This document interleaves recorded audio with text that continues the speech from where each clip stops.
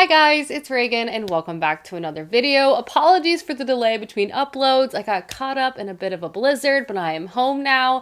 And today we're going to be making a bit of a doozy of a video. That's right, I'm going to be chatting about my most anticipated releases for the year 2023. Now, I will say how book announcements are sort of generally made. I would say the predominant amount of most anticipated releases at this point is the first half of this year. A lot of titles still have yet to be announced and the cover reveals haven't quite happened yet, so I probably will be making another one of these videos at about a midpoint of this year. Nevertheless, though, I have many titles I truly cannot wait to come out. Next year is going to be a fantastic reading year. I'm saying this now. So without further ado, let's go ahead and dive right in. Now, with the books that are coming out in January, for this video, I really tried to keep it to non-sequels, so either first books in a series or standalones. That being said, though, I do have one sequel I'm going to be talking about, and that is Hellbent by Leigh Bardugo. This, of course, is the much anticipated and long-awaited sequel to Ninth House by this author. This is a dark academia cult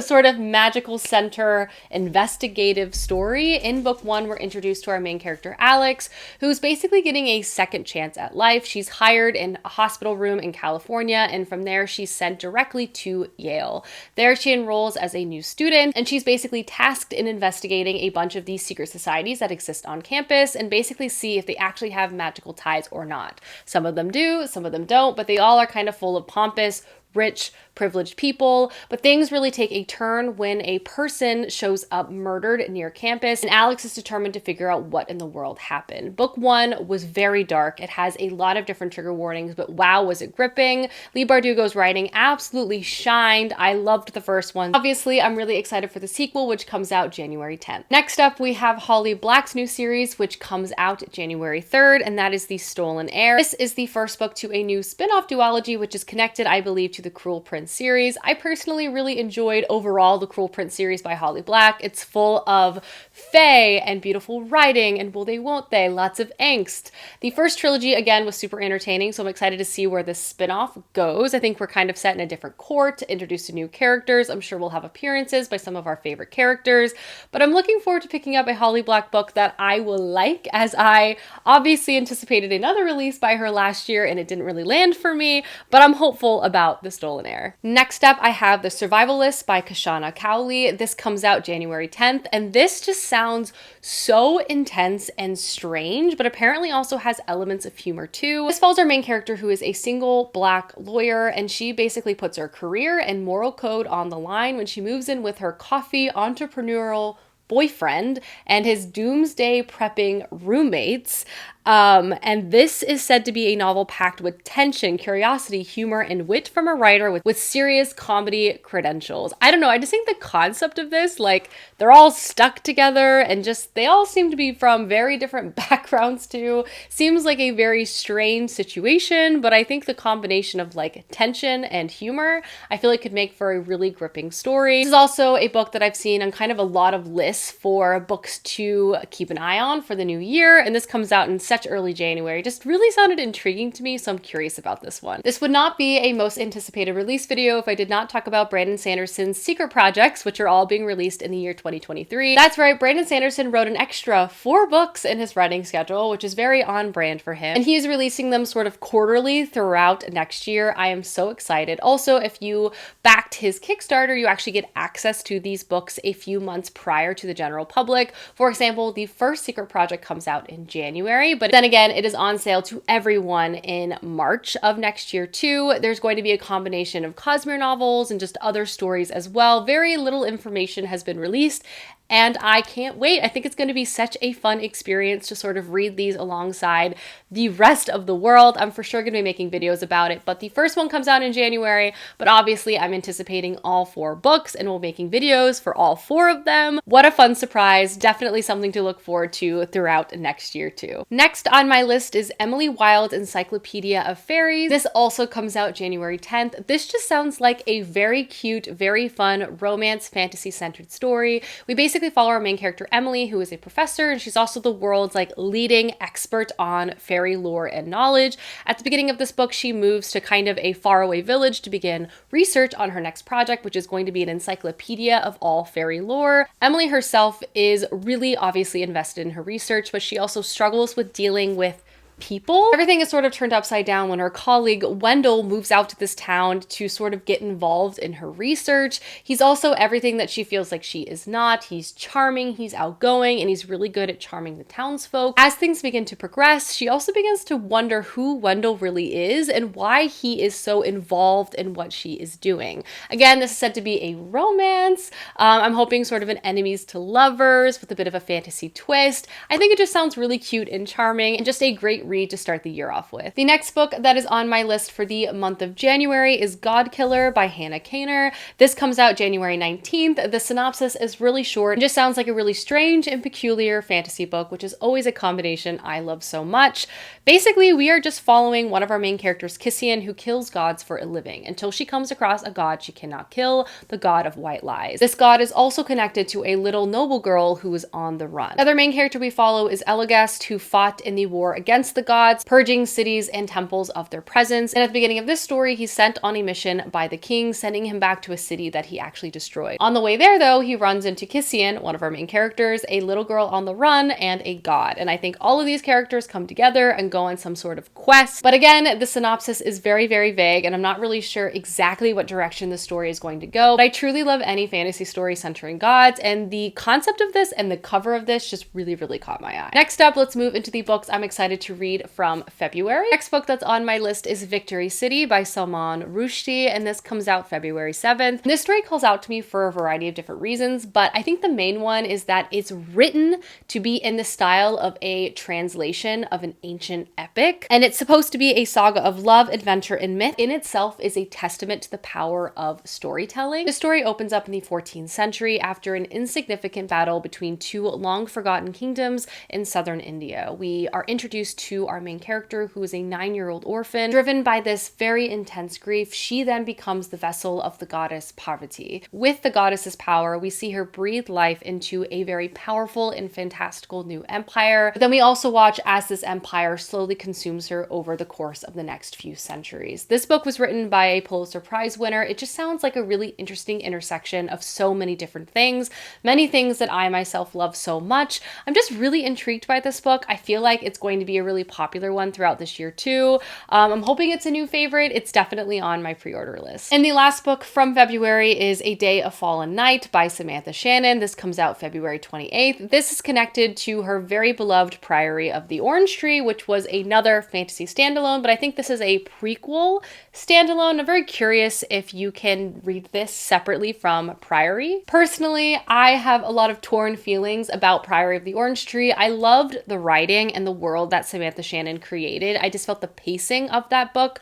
was not the greatest, and I actually felt like it should have been longer, which I'm not so sure if everyone would agree with me with that sentiment. That being said, I'm actually looking forward to the sequel because of all of the things I just mentioned. The world is great and her writing is amazing, so I'm hoping with this new installment, the pacing issues I had with the other book will be kind of resolved. But in this, we are following a variety of new characters, and what I really enjoyed about Priory is we're kind of situated all over this world and slowly brought together by following these people's lives. And that seems to be happening again, as we're going to be present in both northern and eastern kingdoms as the rise of the sort of evil we encounter in the later book begins to come back to the surface. I'm curious about this one. I know a lot of people will be reading this book as well. I'm hopeful that I will love it.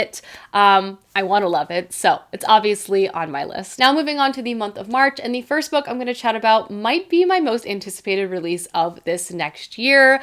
I love this author so much, and the fact that she's releasing a new series, I just can't wait to pick it up. And the book I'm of course talking about is The Adventures of Amina Al-Sarafi by S.A. Chakraborty. I love City of Brass so much, so to be back in a new world with one of my favorite authors, I just could not be more excited, and the concept of this one just absolutely calls out to me. And in the story, we follow our main character, Amina, who is one of the Indian Ocean's most notorious pirates. She has a long, storied career surviving backstabbing, stealing impossible things, and just in general, getting up to no good. She also feels like she might be ready to retire, but when she's approached by one of her crew members' mothers to basically save her lost daughter and also receive like a kingly sum in return, she decides to take up one last job with her crew and set out on one last adventure. This just sounds amazing. I love the concept. I love that our main character is older and more experienced. I feel like that is a very rare thing to find, especially in a fantasy novel, especially for a woman.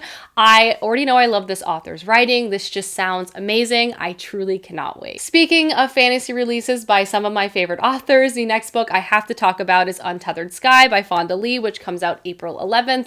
This is a short story by this author, so not quite a new series yet, but still one that is really exciting to read, especially because it does appear to be in an entirely new fantasy world. So just to read something new by Fonda Lee, I can't wait. In this epic fantasy fable, we're introduced to our main character, Esther, who will pursue her obsession by all means necessary. Esther's obsession is to kill off these monsters called the Manticore, who killed her mother and younger brother. She has basically been on a quest to train to become as powerful as possible and take on these very powerful monsters. And that, I think, is sort of the central concept of this story. It's only 160 pages long, but knowing Fonda Lee, I'm sure she's going to pack a lot in there. I'm curious about this. I'm curious to see an epic, more high fantasy centered story, as I've already mentioned. This is another must read for me this year. Next up, we're moving on to the month of May, starting with Martha Wells' The Witch King, which comes out May 30th. Martha Wells is a very famous, very beloved writer, known, I think, most recently for her Murderbot series, which is a series I personally want to check out in 2023 as well. But she's coming back to epic high fantasy stories, and this book just seems right up my alley in every way, shape, and form. And in The Witch King, we're introduced to our main character, Kai, who might be a demon, might be some sort of all-powerful magical being, and he has sort of lost consciousness and any sort of concept of the passing world and time because he has been put in some type of water trap. At the beginning of this book, he wakes up because some type of lesser mage is trying to harness his power for himself, and obviously, in Kai's point of view, this is not going to end well. But this also begins to surface questions in his mind, like why was Kai imprisoned in the first place? What has changed the world since his assassination? And why does the Rising World Coalition appear to be growing in influence? Kai will need to pull his allies close and draw on his magic if he's going to answer any of these questions. I'm just so intrigued by this concept, this sort of fish out of water, literally, sort of situation where a very powerful main character is thrown into a very intense political situation with very little answers, very little context of where in the world he even is. I'm curious about this. Obviously, Martha Wells is very beloved, and I'm curious to also encounter her writing and other stories, but this for sure is a book I'm hoping will be one of my favorites of this year as well. Next up, we have a new Mark Lawrence release, which is also coming out in May, on May 9th. The cover has not been revealed for this, and very little about what the story is actually about has been revealed, but the little synopsis that we do have does sound very intriguing, at least to me. It's called The Book That Wouldn't Burn, and it is the first book to a new series by Mark Lawrence, and the little blurb that's right at the top just absolutely sings to me. First, we follow a boy who has spent his entire life trapped inside of a vast library, older than empires and larger than cities. We also follow a girl who has spent her entire life trapped in a tiny settlement out on the dust where no one goes and nightmares stalk. And it says the world has never even noticed them, and that's about to change. Not gonna lie, that hook really got me. I also just love library settings, especially ones that are sort of vast and endless and has this sort of ancient vibe to them. This would be my first Mark Lawrence book, and I'm curious if this would be a good starting point. I don't even know, but in terms of synopsises, this one just really called out to me. The next book that is on my must-buy list for 2023 is Yellowface by R.F. Kuang. This comes out May 16th and is a more literary contemporary fiction story by this author. R.F. Kuang is one of my all-time favorite writers. In this story, R.F. Kuang seems to be taking on topics such as diversity and racism and cultural appropriation, not just in publishing, but in society at large. This book specifically follows our main character, June, and this story is told in first person. June was a rising star writer coming out of Yale University with one of her colleagues. June's release didn't even get a paperback release, while her colleague is now a cross-genre literary darling. However, though, June witnessed the passing of her colleague in a freak accident, actually comes across her draft to her next book, and June begins this campaign of not only stealing this book, but transforming herself into a racially ambiguous new author in attempts to not only steal Athena's story, but also her cultural identity as well. This book seems intense, a really interesting pivot in terms of genre by this author. Obviously, I will honestly just read anything R.F. Kuang puts out, so this was an immediate pre-order for me. I'm really curious to see how this book plays out. The next book that is on my list is The Will of Many by James Ensington. This seems like a really interesting combination of genres. It's very much inspired by like what seems to be the Roman Empire. It has a bit of a fantasy setting, and it's also kind of an espionage mystery as well. Follow our main character as he enrolls inside a very prestigious like academy. There he basically pledges himself to the empire and that he's going to become like an important cog within its machine. He also says that he is an orphan and he's just kind of going along with whatever they say, but that is not true. He's been sent to this academy with a mission, and that is to uncover the secrets of this empire, to basically tear it apart from the inside out. I love the concept of this, and we see him as he kind of tries to unpack many layered mysteries of not only this empire, but what also is going on within this academy. This honestly just sounds so gripping and comes out May 23rd. The next book that is on my list is Translation State by Anne Leckie, and this is the first book to a new, what I believe to be sci-fi series by this very beloved sci-fi author. What really called out to me is that it does seem to combine elements of like what you would find in sort of a space thriller, very political, but it also seems to include really poignant explorations of relationships and what it means to belong. So a really character-focused but intense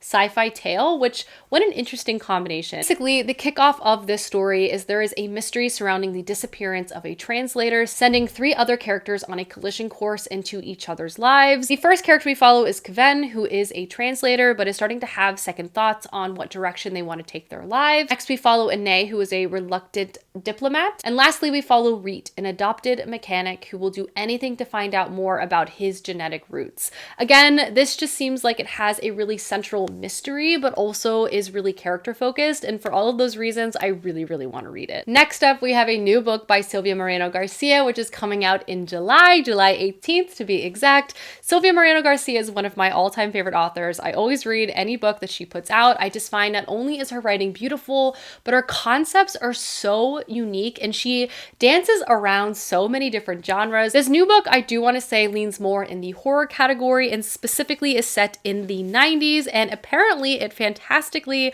melds Mexican horror movies and Nazi occultism, a dark thriller about the curse that haunts a legendary lost film and awakens one woman's hidden powers. This book is set in the 90s in Mexico City, and we follow our main character who is a very good sound editor. But given that the film scene at this time is very much a boys' club, she's having a really hard time breaking into the editing rooms that she wants. She's also all but invisible to her childhood best friend, Tristain, who is a faded soap opera star, but he introduces her to his neighbor who is like a director and filmmaker, and he begins to talk about this curse that surrounds him and this unfinished movie, and they all begin to work together to try to finish this movie and also harness the magical powers that it's supposed to give off. But then things begin to take a turn to the very dark very, very quickly. And honestly, I'm just very, very curious about this story. It sounds intriguing. I'm not even really sure how to make up the different influences, but I just trust Silvia Moreno Garcia, so we're just gonna see what happens. This comes out in July, and I literally already have it pre-ordered. Basically, I get a notification that she's coming out with a new book. It's like an auto buy immediately. And the last book that is on my list for this video is The Deep Sky, which comes out July 18th.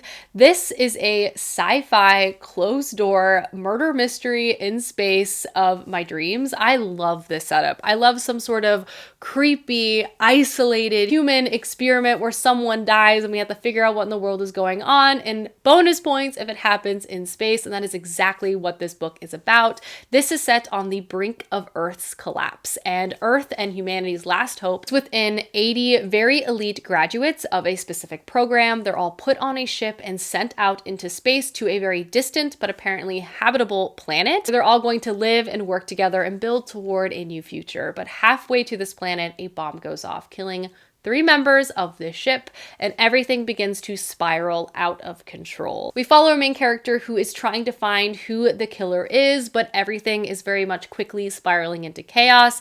Again, this concept is just such a strong one. It's just one of those tropes or settings or plot lines that always, in general, piques my curiosity. I've also just seen really strong things about this particular release. It's a debut, and I can't wait to read it. Alrighty guys, those are some of my most anticipated releases of 2023. Again, I still have kind of a second half of this video to make later on this year. Please let me know down below some books you're excited to pick up this year, as I would love to know, and I will see you soon with another video soon. Goodbye!